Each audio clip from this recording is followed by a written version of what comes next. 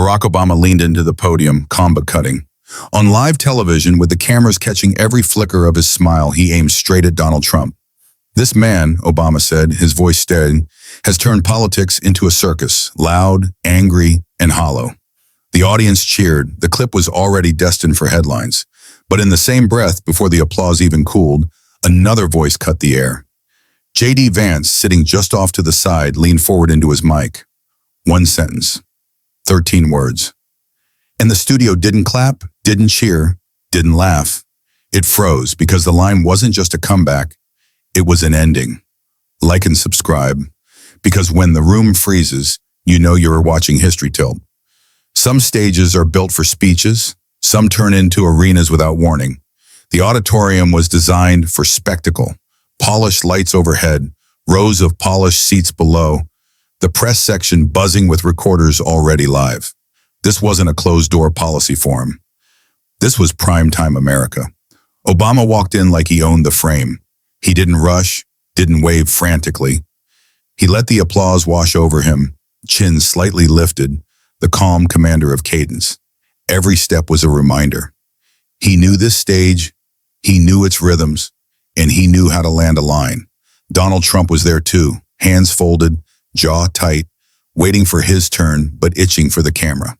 He thrived on energy, and the crowd gave him plenty, boos and cheers alike. He turned both into fuel. But J.D. Vance, he wasn't supposed to be the story. Seated a few chairs down, part of the Next Generation segment, his role was minor. He was a supporting cast member on a stage dominated by titans.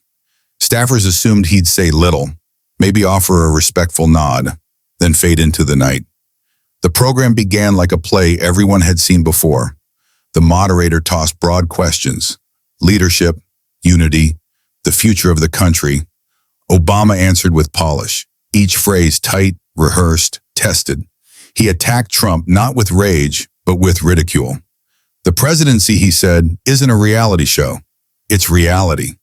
The audience roared. Cameras cut to Trump, who smirked and shook his head. It looked like the duel everyone came for. Two giants trading blows. But then it shifted, because when Obama delivered his sharpest line, "Donald Trump has turned politics into a circus," the crowd laughed, cheered, whistled. It was the slam designed to echo, and that was the second J.D. Vance leaned forward.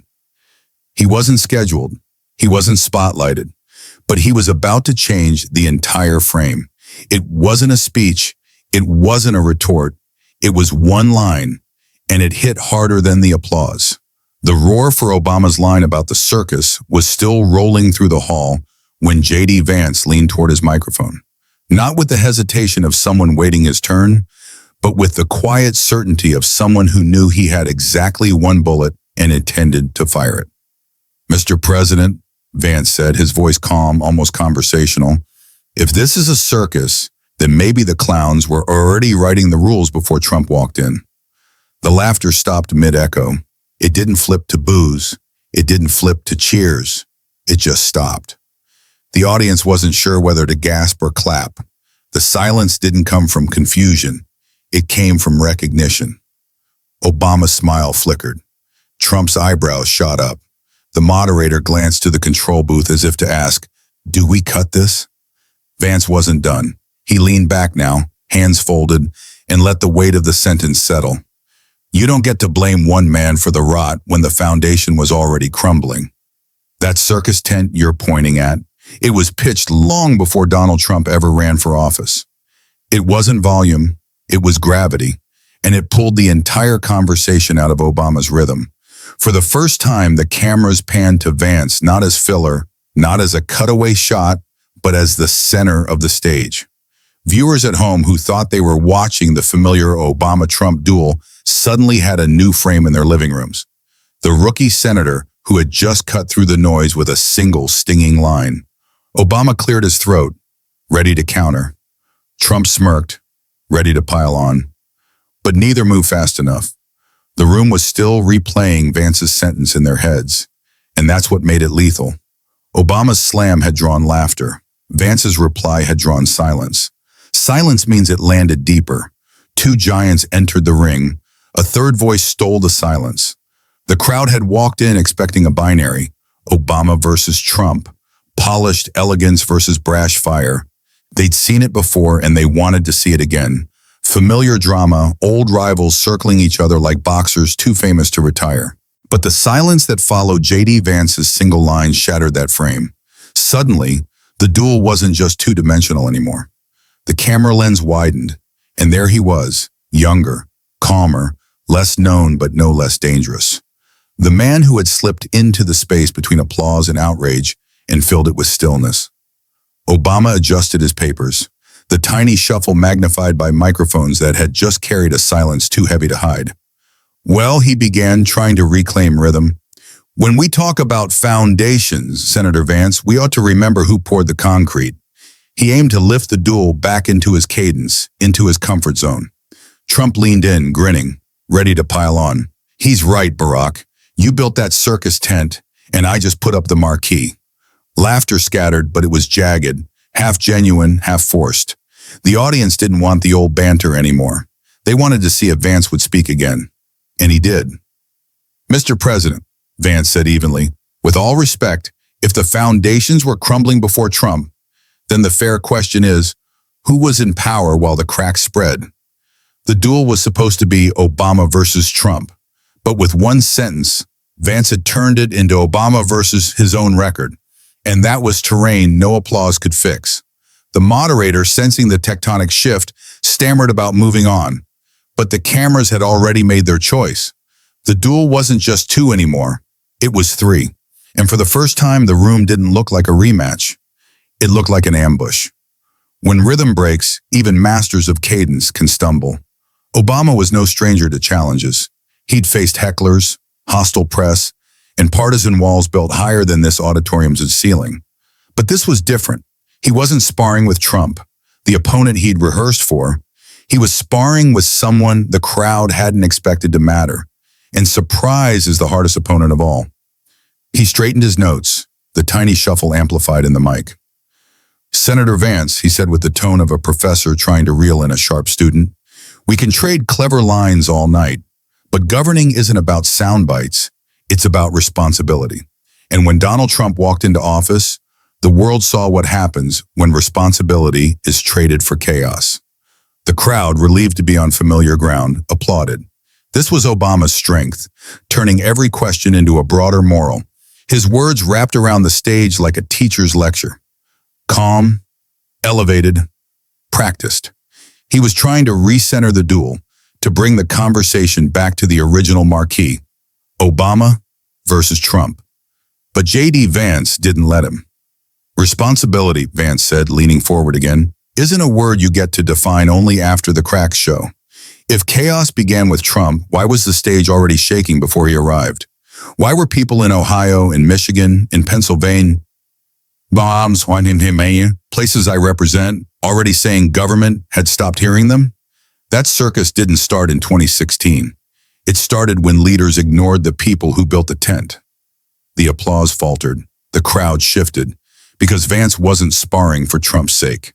He was speaking for the millions who weren't in the room, but felt like he had carried their voices into it. Obama tightened his jaw.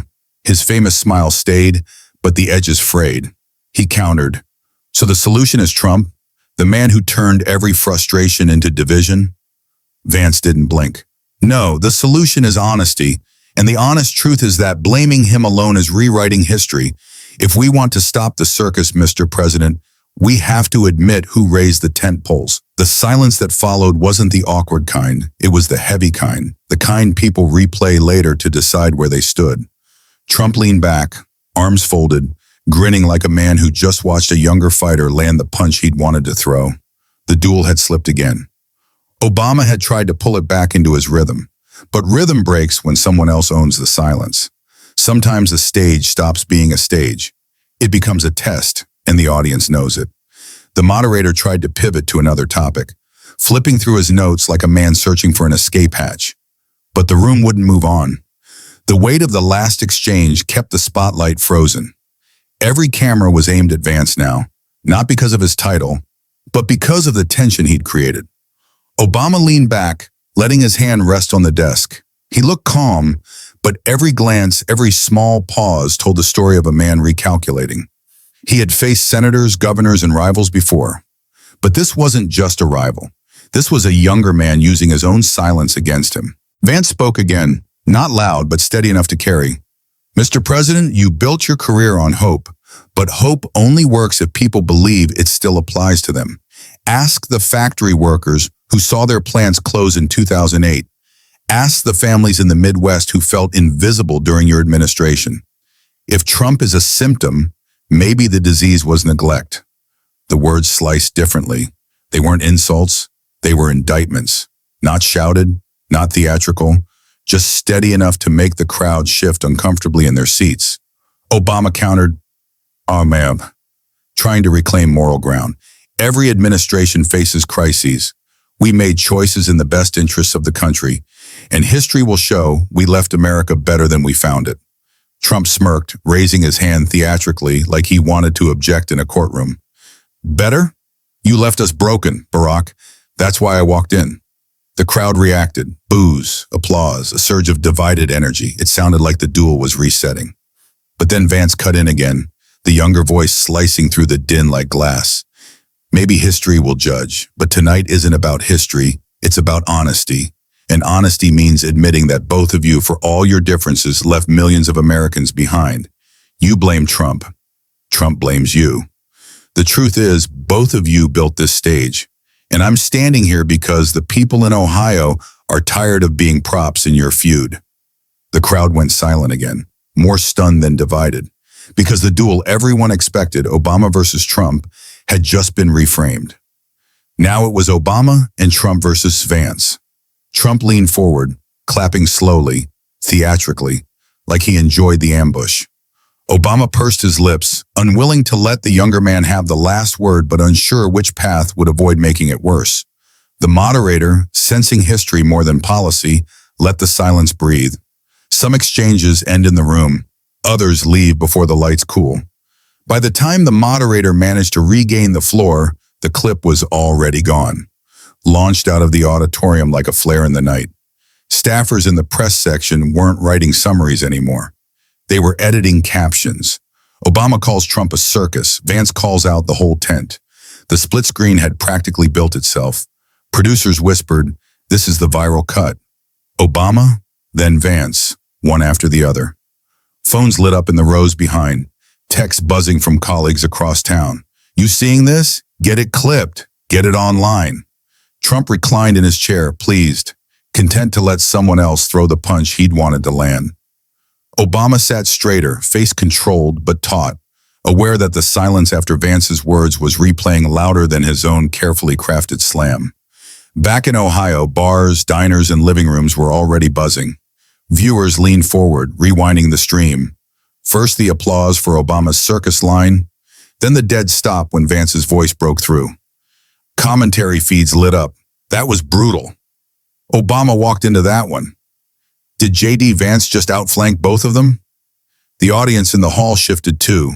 Some leaned back, arms folded, like they'd just seen something they weren't supposed to.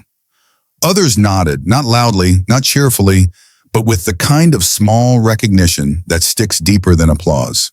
The moderator's next question barely registered. The air had been stolen. The duel was no longer the story. The clip was.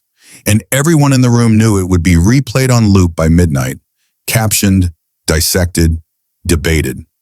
J.D. Vance didn't grin. He didn't gloat. He leaned back in his chair, hands folded, looking almost uninterested, as though silence itself was doing his work for him. Some endings don't arrive with shouts, they arrive with stillness. The moderator's final question hung in the air, but no one cared. The story was already written. Obama's slam had been the setup, Vance's 13 words the knockout. Trump, for once, wasn't the loudest voice in the room. He was just the grin on the sideline. Obama offered one last appeal, the kind of closing statement he had delivered 1,000 times. It was smooth, confident, filled with references to hope and unity. The audience clapped out of habit, but the sound felt thinner than usual. The energy had shifted, and it wasn't coming back. J.D. Vance leaned forward once more, not rushing, not raising his voice. His tone was so calm it forced every microphone and every camera to lean closer. If politics is a circus, he said, then the truth is simple. The tent only falls when the audience stops believing in the ringmasters. And after tonight, maybe they finally have. That was it. Obama's smile froze, faint but strained. Trump leaned back, arms folded, enjoying the silence. The moderator didn't even try to follow up. He just let the gavel fall, because nothing else could follow. The sentence replayed before the chairs were empty. By midnight, it was captioned, clipped, dissected. And by dawn, America wasn't arguing about the circus line anymore. They were repeating the sentence that didn't need repeating. One slam, one comeback. One silence that outlasted them all. Was Vance right to flip Obama's line back on him, or was it just clever rhetoric? Drop your take in the comments below.